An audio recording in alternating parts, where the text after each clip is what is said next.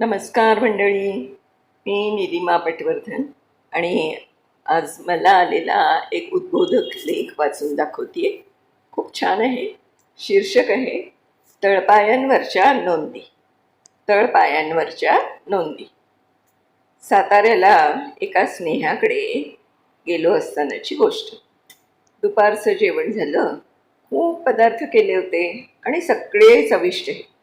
जेवण झाल्यावर लक्षात आलं की प्रत्येक पदार्थ केलेलाही होता भरपूर.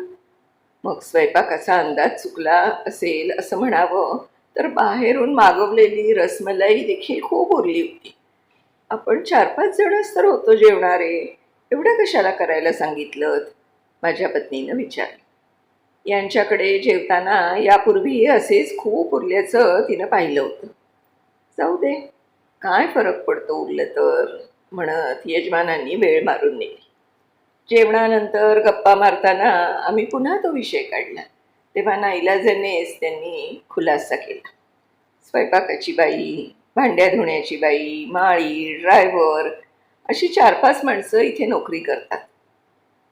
जेवायला पाहुणे असले आणि गोडधोड काही होणार असेल तर मी मुद्दामच त्यांना जास्त स्वयंपाक सांगतो आणि उरलेलं सगळं त्यांनाच घरी घेऊन जायला सांगतो. उरलेलंच देतो आहे म्हटल्यावर त्यांनाही घेताना ओशाळ वाटत नाही. त्यांना आपण देत असलेला पगार हा कमी असतो. स्वतःच्या चैनीवर मात्र आपण भरपूर पैसे उडवतो. या निमित्तानं त्यांना थोडं देता आलं तर बरं वाटतं. साताऱ्याच्या तुलनेत यजमान देत असलेला पगारही जास्त होता हे मला ठाऊक होतं. शिवाय वर हे देणं, कसलाही उल्लेखसुद्धा न करता आणि इतरांचा आत्मसन्मान सांभाळत देणं. विशिष्ट प्रश्नाबद्दल देशातील बहुसंख्य सामाजिक कार्यकर्त्यांच्या विरोधात भूमिका घेतल्यानं आणि ती अभ्यासपूर्वक जाहीररित्या मांडल्यानं तथाकथित समाजसेवकांचा कायमच रोष उडवून घेतलेले हे स्नेही, तसे सुखासीन जगणारे, पण झाडावरची फळं स्वतःच खायची नसतात, थोडी पक्ष्यांसाठीही ठेवायची असतात, हे तत्त्व शांतपणे अंमलात आणणारे. एवढेसे काही केले तरी त्याचे ढोल पिटवणाऱ्यांच्या या जमान्यात सातारकरांचं वागणं कौतुकास्पद वाटलं. आपल्या नोकरांशी, आपल्यापेक्षा खूप खाली असलेल्यांशी माणूस कसा वागतो यावरून माणसाची उंची समजते. साताऱ्यावरून परतताना अचानक मनात आईची एक आठवण जागी झाली. इतकी वर्ष विस्मृतीच्या महासागरात कुठेतरी पडून राहिलेली.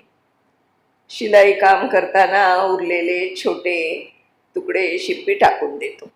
अशा रंगीबेरंगी चिंध्या शिंप्याकडून आणायच्या, त्यांचे बारीक त्रिकोण करून गोणपाटावर विणायचे आणि ते चिंध्यांचे गालीचे बसकटीसाठी वापरायचे.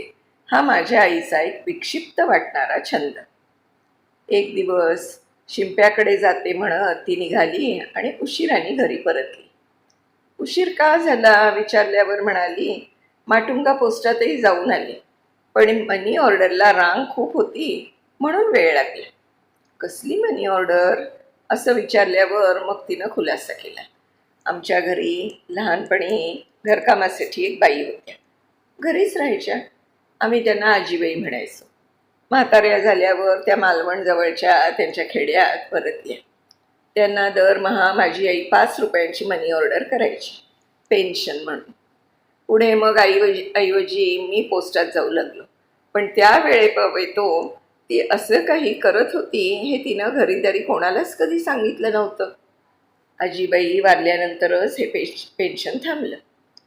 साताऱ्यावरून पुण्याला परतताना माझ्या मनात सारखा एक प्रश्न येऊ लागला.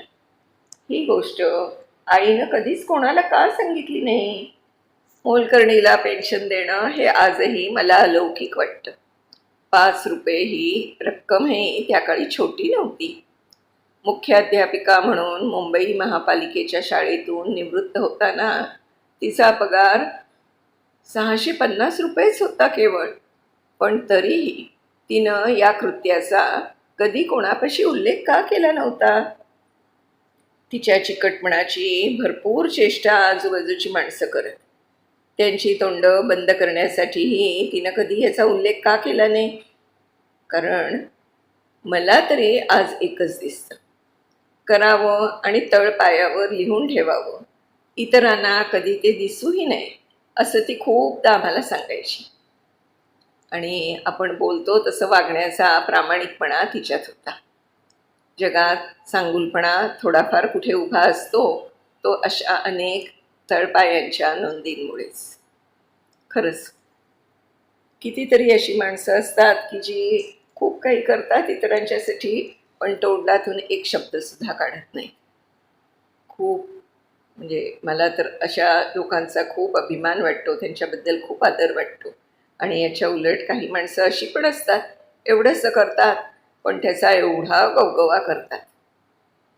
आजकाल जरी असं म्हणजे जगच असं आहे की तुम्ही सगळं जे काही कराल ना ते सगळं ओरडून ओरडून जगाला सांगायचं असतं, तरच लोकांना कळतं. हे जरी खरं असलं तरी देखील आपण जो काही दानधर्म करतो, कुणाच्यासाठी काही चांगलं करतो, ते असं कोणाला ओरडून सांगावं असं नाही.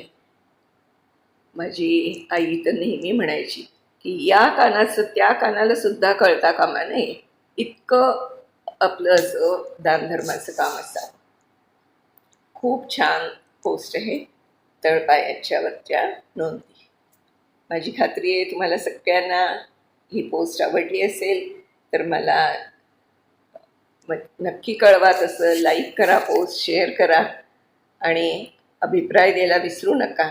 आणि माझा गप्पा गोष्टी हा जो चॅनल आहे यूट्यूबवरचा, त्याच्यावरच्या अशा छान छान गोष्टी ऐकायच्या असतील तर तो चॅनेलसुद्धा सबस्क्राईब करा नक्की. धन्यवाद.